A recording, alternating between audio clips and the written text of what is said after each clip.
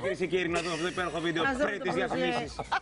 Battle in this life, this war. Inferior men get rattled and cattle slaughter the horde of sons who on the battlefield. I take by force, I run through you, I'm bad as steel. I take but give more. It's the creed of the... Όταν κάποιος ακούει τον όρο πολεμική τέχνη, το μυαλό του πηγαίνει αμέσως στην εικόνα του Bruce Lee.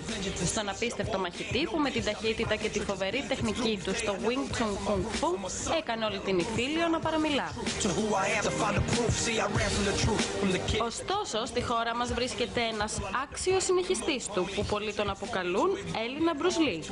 Πρόκειται για τον κριτικό Ευάγγελο Βασιλάκη, ο οποίος έχει εκπαιδευτεί από τον κορυφαίο Grandmaster Gary Lamb, τον άνθρωπο που υπήρξε συμμαθητής του Bruce Lee και συνεχίζει να διδάσκει την πανάρχια πολεμική τέχνη ακόμα και σε πρίγκιπες και πράκτορες των σωμάτων ασφαλείας. Kung Fu δεν σημαίνει πολεμική τέχνη. Kung Fu σημαίνει ότι κατακτώ κάτι με κόπο. Δηλαδή το να μάθω να παίζω πιάνο ή ένα βιολί, και αυτό είναι Kung Fu. Αυτό το είδος που καλλιεργούμε εμείς, Kung Fu, είναι Wing Chun Kung Fu, το οποίο έκανε διάσημο και τον Bruce Lee με τις εκρηκτικές κινήσεις του. Το 2011, όταν ήμουν στο Hong Kong, μου είχε πει ένας δάσκαλος ότι αυτή η πολεμική τέχνη που διδάσκουμε έχει ομοιότητες με το αρχαίο Πανκράτιο. Και του λέω πώς? Το αρχαίο Πανκράτιο, τώρα με όλο το σεβασμό του Πανκράτιου που υπάρχει σήμερα κλπ. Και μου είπε ότι υπάρχουν αρχαία κείμενα τα οποία δείχνουν στη λεπτομέρεια ορισμένες κινήσεις αυτής της τέχνης σε κείμενα αρχαία, ας πούμε, που το έχει διαβάσει.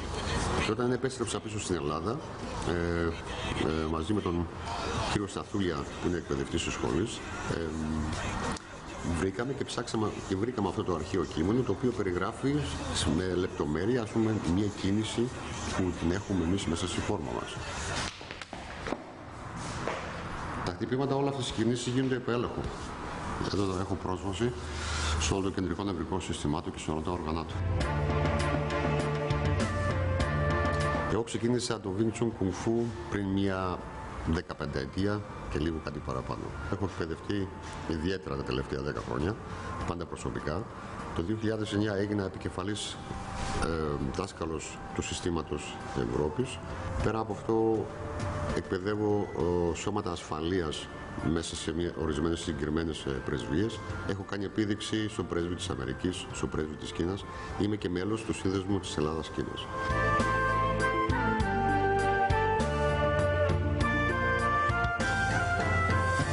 Και χειριζόμαστε στο Wing Chun. Μόλις κοπεί αυτή η γραμμή, αλλάζει την πορεία του και έρχεται αυτή η γραμμή. Άμα σταματήσει και αυτή η γραμμή, κάτω, εδώ, και αυτή η γραμμή.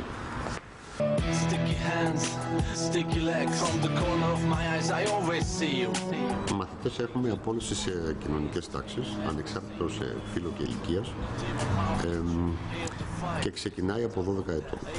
Δηλαδή δεν μπορούμε να πάρουμε να διδάξουμε αυτή τη τέχνη σε μικρά παιδιά, γιατί δεν είναι άθλημα, είναι καθαρή πολεμική τέχνη. Δεν τη χρησιμοποιούμε για κάποιους εγωιστικούς λόγους ή να επιβάλλουμε τη δύναμη στους συνάνθρωπους μας. Εσύ έχεις μάθει κάτι να αποτυπώσεις κινήσεις του Bruce Lee, ο δάσκαλός σου να σου έχει πει τι έκανε και να προσπάθησες και εσύ να το μιμηθείς? Ναι, βεβαίως, όχι να το μιμηθώ, το διδάσκω.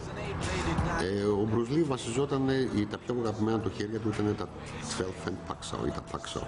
Πώς το είπαμε αυτά τα χέρια, τα Pak-Sao? Λέγονται 12 hand Pak-Sao. Μάλιστα, εγώ μόνο τα chopsticks ξέρω, οπότε καλό είναι να μου δείξεις τι είναι αυτό το... Να μπορώ να το κάνω κιόλας. Ναι, βεβαίως, θα το δοκιμάσω, έτοιμη.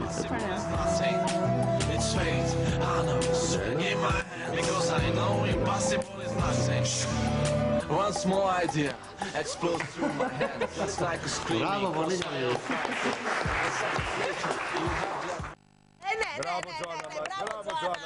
Μπράβο, Τζόνα. Τώρα και κουμφού η Τζόνα. Εσύ τα έκανες αυτά όταν ήσουν μικρή?